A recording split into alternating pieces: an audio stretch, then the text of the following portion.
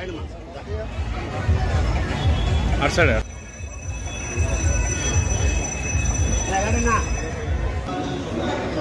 Side పెట్టుమా.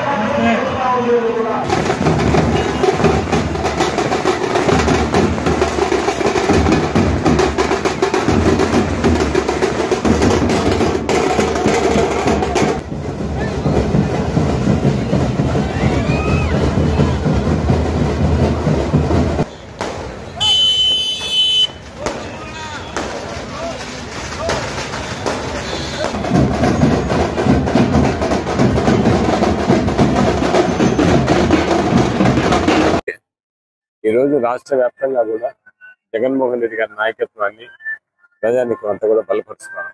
ఎందుకంటే దాదాపు ఎన్నో సంక్షేమ పథకాలన్నీ ప్రవేశపెట్టడం జరిగింది. కానీ ప్రజల్లో ఒక ఆందోళన మొదలైంది. ఏమైనా జగన్మోహన్ రెడ్డి గారు అధికారంలోకి రాకపోతే ఈ సంక్షేమ పథకాలన్నీ అమలు కావేమో.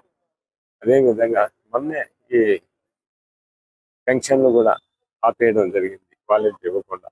ఇలాంటి కార్యక్రమాలు జరుగుతాయి. తప్పకుండా జగన్మోహన్ రెడ్డి గారు అధికారంలోకి వస్తేనే సంక్షేమ పథకాలన్నీ కూడా అమలు అవుతాయనే భావన ప్రజల్లోకి వచ్చింది.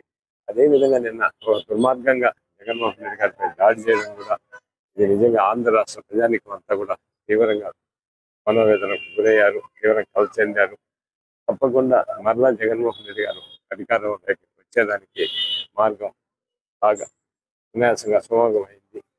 తప్పకుండా వైఎస్ఆర్ కాంగ్రెస్ పార్టీ రాష్ట్రంలో అధికారంలోకి వస్తుంది. రాజంపేట పార్లమెంట్ కానీ శాసనసభ ఎన్నికల్లో కూడా తప్పకుండా ఇద్దరు అభ్యర్థులను కూడా విజయం కావడం సాధ్యం.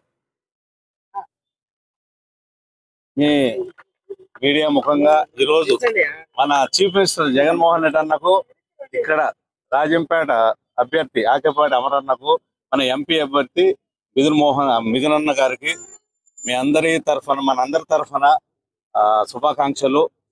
జగనన్న, అమరన్న, మిథునన్న అందరూ అత్యధిక వేటతో గెలిచి మళ్ళా రెండోసారి జగనన్న ముఖ్యమంత్రిగా కావాలని కోరుకుంటూ వీరి ముగ్గురికి నా శుభాకాంక్షలు, advance congratulations, best of luck మీ ద్వారా నేను తెలియజేస్తున్నాను.